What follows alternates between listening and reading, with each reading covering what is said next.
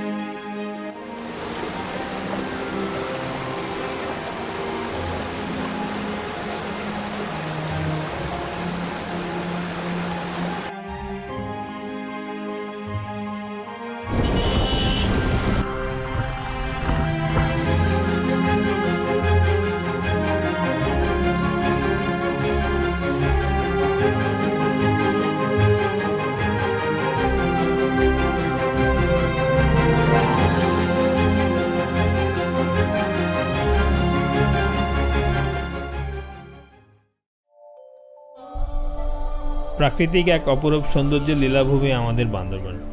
এখানে যেন প্রকৃতি নিজেকে তুলে ধরেছে আপন সাজে।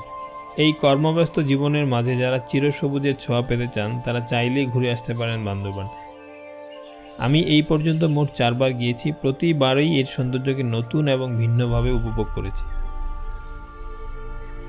আমাদের বান্দরবানের এবারের যাত্রা ছিল আমিয়াখুম নাফাখুম রেমাক্রি। ভ্রমণের বিস্তারিত তুলে ধরার আগে কিছু কথা বলে রাখি, এই ভ্রমণের জন্য অবশ্যই আপনাকে শারীরিক এবং মানসিক দুইভাবেই নিজেকে প্রস্তুত রাখতে হবে। যাত্রাপথে মাঝে মধ্যে এমন কিছু মুহূর্তের সম্মুখীন হতে হবে যেখানে শরীর না চাইলেও মনের জোরে সামনে এগিয়ে যেতে হবে। আমাদের যাত্রা শুরু হয়েছিল আরামবাগ বাসস্ট্যান্ড থেকে। সেন্ট মার্টিন হুন্দাই পরিবহনে আমাদের টিকিট কাটা ছিল, জনপ্রতি ভাড়া ছিল 1400 টাকা। রাত 11টায় আমাদের যাত্রা শুরু হয়। আমরা সকাল 7টায় বান্দরবান শহরে পৌঁছাই। সেখানে আমাদের চাঁদের গাড়ি আগেই ঠিক করা ছিল। চাঁদের গাড়ি করে বান্দরবান টু থানচি আসা যাওয়া মিলে আমাদের মোট খরচ পড়েছিল 12,000 টাকা। পাহাড়ি আঁকাবাঁকা রাস্তা পেরিয়ে আমরা 4 ঘন্টার মধ্যে পৌঁছে যাই থানচি বাজারে। যাত্রাপথে বেশ কিছু চেকপোস্ট পড়বে, অবশ্যই সাথে আইডি কার্ডের 2-3টা ফটোকপি করে রাখবেন। আমরা ঢাকা থেকেই গাইড ঠিক করে নিয়েছিলাম। থানচি থেকে আমিয়াখুম নাফাখুম রেমাক্রি হয়ে আবার থানচিতে ফিরে আসার জন্য গাইডের খরচ ছিল 5,000 টাকা।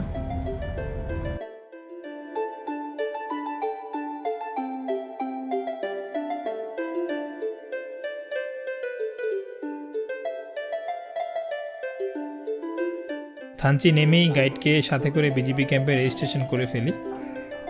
এখানে বাধ্যতামূলক লাইফ জ্যাকেট সাথে করে নেওয়া লাগবে। আমরা এখান থেকে নিয়েছিলাম, প্রতি পিস ভাড়া পড়েছিল 150 অথবা 200 টাকা। আমাদের গাইড আগে থেকেই বোট ঠিক করে রেখেছিল। বোট আমাদেরকে প্রথম দিন পদ্মমুখ নামিয়ে দেবে এবং আসার দিন রেমাক্রি থেকে থানচি বাজার পর্যন্ত নিয়ে আসবে। আমাদের বোটের টোটাল খরচ পড়েছিল 4,000 টাকা।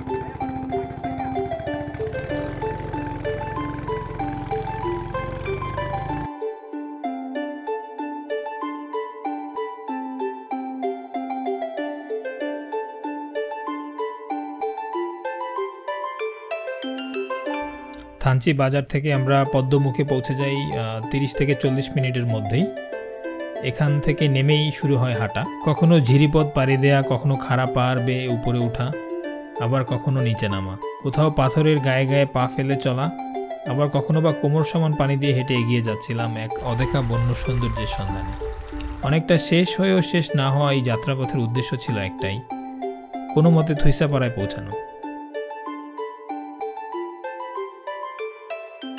প্রায় 1.5 থেকে 2 ঘন্টা হাঁটার পর আমরা পৌঁছাই রুনাঝন পাড়ায়। এখানে অনেকে দুপুরের খাবার সেরে নিতে পারেন। খানিক বিশ্রামের পর আবার শুরু হয় হাঁটা। প্রায় 2 থেকে 3 ঘন্টা পর আমরা পৌঁছাই হরিচন্দ্র পাড়ায়। কিছুক্ষণ বিশ্রামের পর আবার যাত্রা শুরু করি। থুইসাপাড়া পৌঁছানোর আগে শেষ যেখানে আমরা বিশ্রামের জন্য থামি তার নাম নতুন পাড়া। সেই দুপুর 1টায় শুরু করে প্রায় 7-8 ঘন্টা হাঁটার পর আমরা থুইসাপাড়ায় পৌঁছাই সন্ধ্যা 7টা কি 8টার মাঝামাঝি। প্রচণ্ড ক্লান্তি নিয়ে ফ্রেশ হয়ে রাতের খাবার সেরে নিই। পাড়ায় থাকা খাওয়ার ব্যবস্থা গাইড আগেই করে রেখেছিল। আমাদের থুইসাপাড়ায় এক রাতের থাকা এবং ওই রাতের খাবার এবং পরদিন সকালের খাবার এবং দুপুরের খাবার মিলিয়ে টোটাল জনপ্রতি 800 টাকা খরচ হয়েছিল।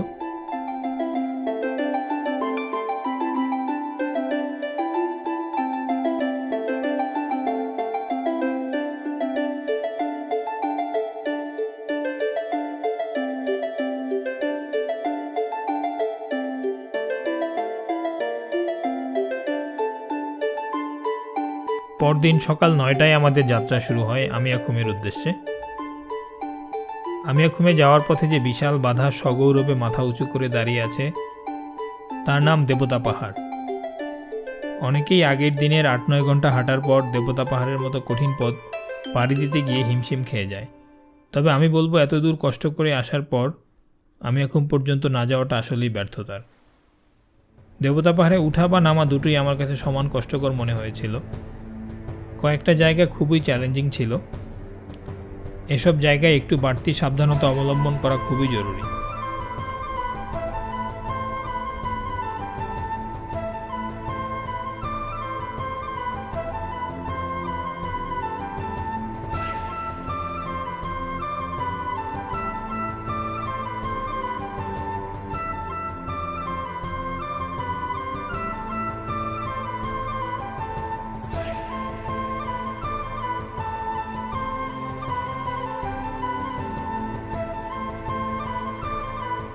দেবতা পাহাড় থেকে নামার পরপরই হাতের ডানে পড়বে ভেলাকুম।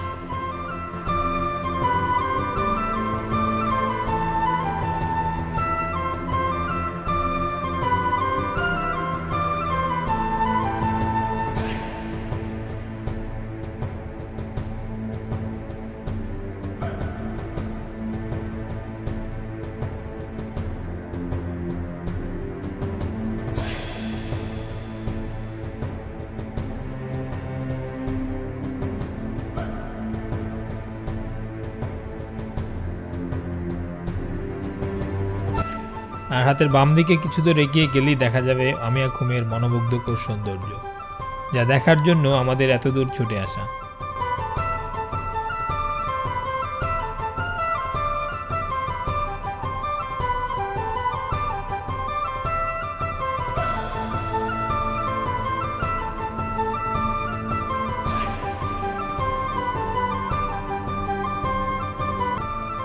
আমিয়াখুম থেকে আবার একইভাবে দেবতা পাহাড় পাড়ি দিয়ে বেলা 2টায় আমরা পৌঁছাই থুইসাপাড়ায়। সেখান থেকে দুপুরের খাবার খেয়ে নাফাকুম পাড়ার উদ্দেশ্যে আমাদের যাত্রা শুরু হয়। পথে জিনাপাড়ায় কিছুক্ষণের জন্য যাত্রা বিরতি ছিল। নাফাকুম পাড়ায় আমরা পৌঁছাই সন্ধ্যা 7টায়। গিয়েই নাফাকুমে গোসলের লোভ সামলাতে পারিনি। নাফাকুম পাড়ায় এক রাতের জন্য এক রুম ভাড়া এবং 2 বেলা খাবারের জন্য জনপ্রতি খরচ পড়েছিল 400 টাকা। পরদিন একদম ভোরে বের হই নাফাকুমের সৌন্দর্য উপভোগ করতে। আমার কাছে আমিয়াখুম এবং নাফাকুম দেখতে অনেকটাই একরকম মনে হয়েছে, তবে নাফাকুমের সিঁড়ির মতো ধাপগুলোর কারণে এর সৌন্দর্যকে আমার কাছে বেশি আকর্ষণীয় বলে মনে হয়েছে। এখান থেকে সকালে নাস্তার পর আমরা যাত্রা শুরু করি রেমাক্রির উদ্দেশ্যে। শেষ দিনের যাত্রাপথটা আগের 2 দিনের তুলনায় অনেকটাই সহজ মনে হয়েছিল।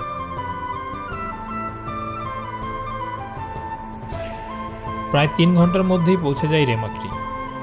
রেমাক্রি থেকে বোটে উঠে রওনা দেই থানচি বাজারের উদ্দেশ্যে।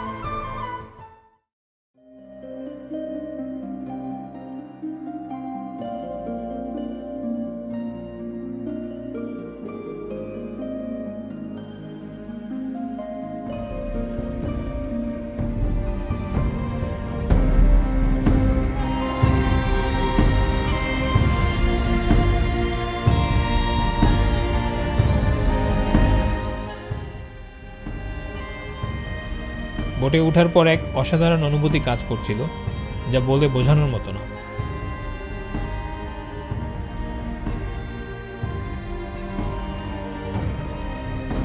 এই ভ্রমণের প্রতিদিনের অভিজ্ঞতা অন্য দিনের চেয়ে ভিন্ন ছিল। যাত্রাপথগুলো যেমন ছিল কঠিন, তেমনই ছিল ভয়ঙ্কর রকমের সুন্দর ও আকর্ষণীয়। আমার কাছে মনে হয় প্রকৃতির প্রেমী ভ্রমণ পিপাসু মানুষদের জন্যই বান্দরবান। আরেকটি গুরুত্বপূর্ণ কথা, পাহাড়িদের মধ্যে কিছু নিজস্ব নিয়ম নীতি রয়েছে, আমরা যখন যেখানে যাব চেষ্টা করব এমন কিছু না করার যাতে তারা মনে কষ্ট পায়। আমরা তখনই অন্যর থেকে সম্মান পাবো যখন নিজেরা তাদের সম্মান করতে পারবো। সবশেষে বলবো, প্রকৃতিকে ভালোবাসতে শিখুন। যেখানেই যাবেন চেষ্টা করবেন যেন এমন কিছু না করেন যাতে সৌন্দর্য ম্লান হয়, আর যেখানে সেখানে ময়লা ফেলা থেকে নিজেদের বিরত রাখুন। ধন্যবাদ।